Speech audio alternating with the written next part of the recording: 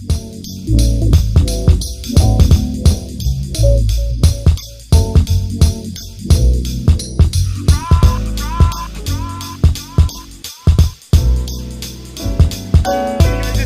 I'm so excited. I'm up on top of the office here in North Scottsdale. A lot of you guys might not know, we recently moved. Our office is in a hangar. So this is the airport back here, Scottsdale Airport, SDL. Got the McDowell Mountains here, it's beautiful.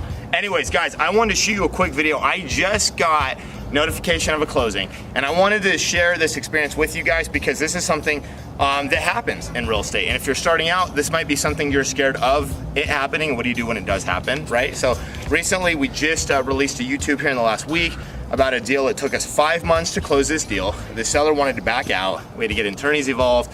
It went on and on and on. We ended up closing the deal, made money, moved on, okay? Now, this month, we had another property, and we sent this property out a couple months ago, $485,000 price point here in Scottsdale. Property sold, okay, $15,000 assignment deal, nice little deal. And we get to closing, the seller is saying, hey, it's tenant occupied, okay? And he's saying, hey, I'm not gonna give you access to do your final walkthrough. So what do, right? We've got a cash buyer who's supposed to be closing on the property, wants to do their final walkthrough, tenant occupied, right? They deserve that, they should have that. And we've got a seller who's saying not gonna do it. Now the contract says we get access to do what we need to do.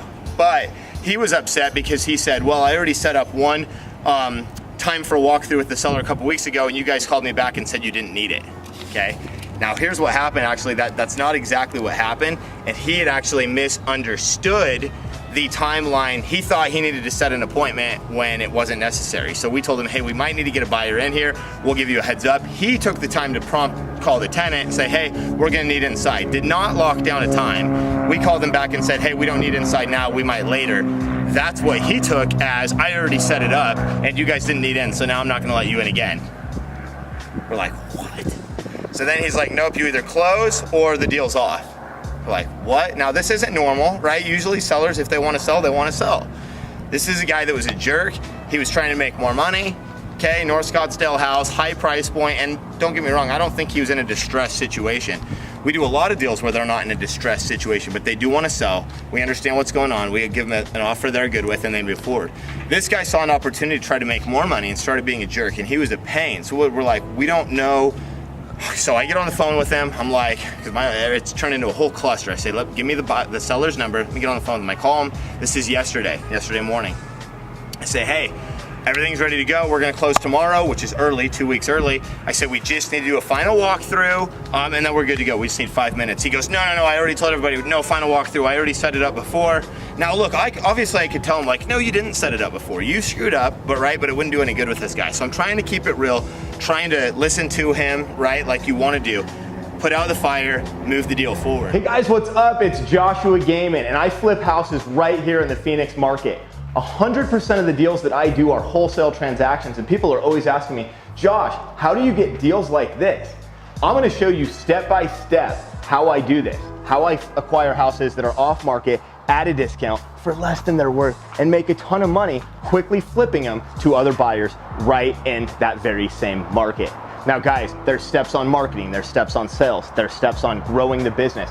All of this has allowed me to build a lifestyle that I can enjoy taking my kids on trips, my family on vacations, having an awesome house, cars, everything that I've wanted, the life of my dreams, and I want the same for you. So click the subscribe button, hit the little bell right here on YouTube so you get all the notifications, and follow along with this journey. We're also on Instagram at highgross14, and I can't wait to connect with you. Forward, and it's not happening. He's not having it. So I'm like, okay, look, what would it take that you'll let us in for a final walkthrough so we can close? He said, I want to keep November rent, right? We're closing October 31st. He goes, I want to keep November rent anyways, and I want you to pay my November mortgage, which he's selling the house October 31st, so he's going to get reimbursed from the bank. I'm like, that's $5,800. That's not going to happen. He goes, I go, so you would want us to send us an addendum for $5,800? He goes, yeah. I go, well, that's not going to happen. He goes, well, then there's no deal. I go, all right, well, if there's no other option, I'll let you know. Maybe we can do that. I'll send you the addendum. Buyer decides, he goes, hey, you know what, Josh, screw it. I don't even want to go to the whole thing with this guy, get attorneys involved and all that kind of stuff. I'm just going to switch my lenders, because it was his lender that needed the final walkthrough and wanted pictures from the final walkthrough to proof that it was a final walkthrough. He said, you know, I'm just gonna switch to a different lender.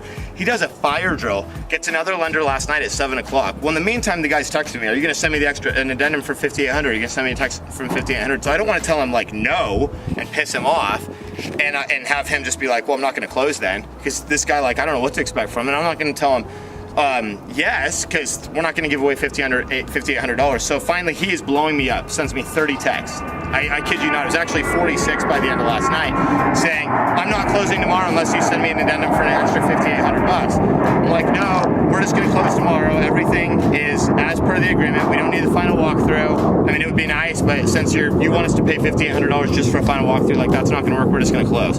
He's like, no way, I'm calling the sale off then. This is ridiculous. Blows me up. 46 text messages to 6 messages back to him saying basically, per the terms of the agreement, we're good. He goes, well, we agreed to this. I said, we did not agree to it. You proposed it. I said, what's it going to take to get a final walkthrough? You said we give you an extra $5,800. I found a way around it, and we're just going to close like we had agreed. 46 text messages of him being a liar, a manipulator, and abusing me. I pick up the phone. It's about 8 o'clock at night. I lose my stuff last night, and I called the seller. I said, listen, you close tomorrow or you talk to my attorney. There might have been a couple other 4-letter words in there. 5 minutes later, he texts me, Josh, you could have just done without the foul language and let me know we're not gonna. I'm like, well, that's what I already did. 6 texts while you blew me up and harassed me.